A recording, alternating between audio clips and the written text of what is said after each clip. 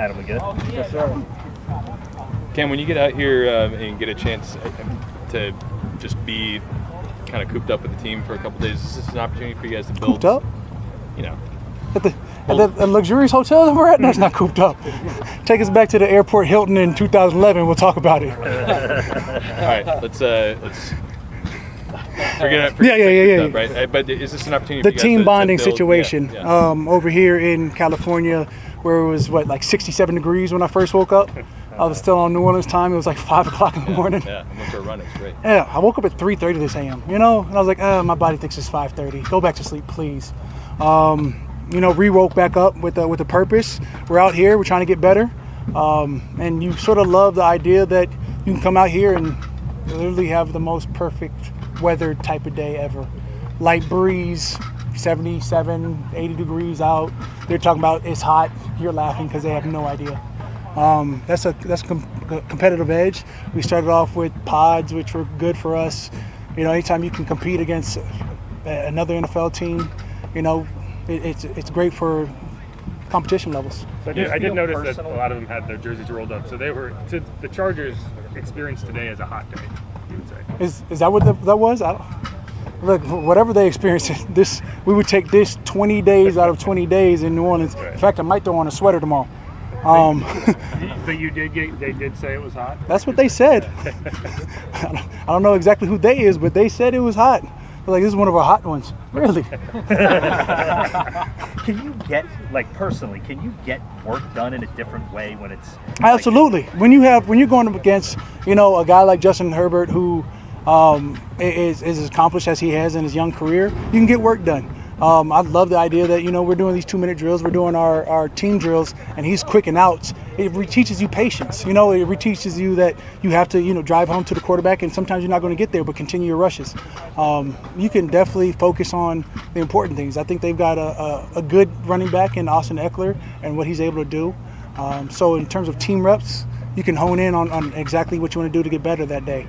You talk about today, one-on-ones, whatever that is. You guys will make fanfare out of it. I could care less. I'm just trying to make sure that, my next rep is better than my last rep. Cam, along those lines, how would you assess how the defense did as a whole? Red zone, I think there was a clear showing out right there. In terms of 2-minute, you can't let them mosey on down the way they did. A lot of quicks, a lot of whatevers, but at the end of the day, if we want to be a top tier defense, we have to have an answer for every type of offense that we see. Bend don't break. You saw. Technically, I guess you say we won the 2-minute, or maybe they won the 2-minute, however you want to look at it.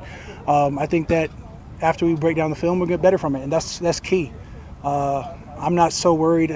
Younger me would say, we want to win each and every rep, and of course you do, but you also want to be able to learn from it. So let's break down the film and get better. Love that it's preseason week 2 instead of week 1 talking about this. Is there a value to it just from breaking the routine and coming out here and doing something different? Yeah. I don't, when you think about flying in last night, getting in at 7:30, having to adjust your clocks, your schedules, come out to a practice like this, where again, it's not like you're going to get tired physically, but mentally you get to see something new. It's exhilarating, and in fact, getting able to talk to, Khalil Mack, Joey Bosa, you can run some ideas off of them, pop them off real quick. That's the fun part.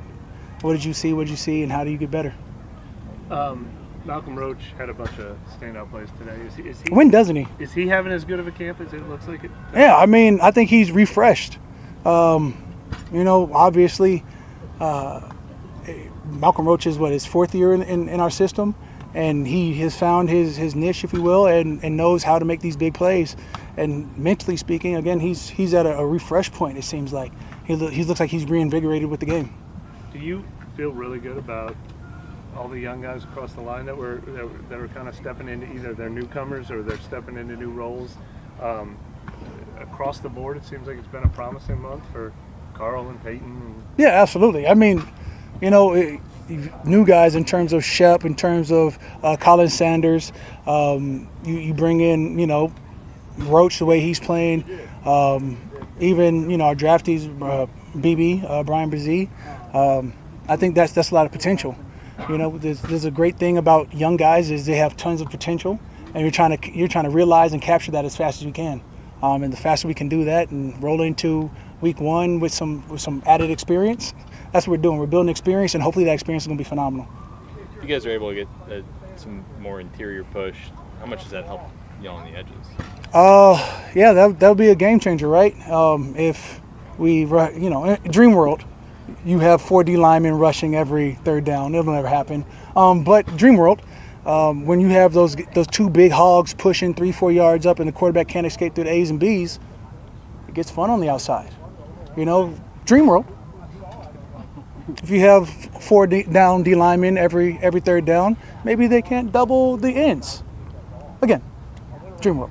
Look, hey man, it was in the '60s when you woke up this morning. That's what. In terms of the decades, or are we talking about the weather? Yeah, well, weather it was sort of chilly. I put a sweater back on. I walked down. I was like, this is nope, sweater. Yeah.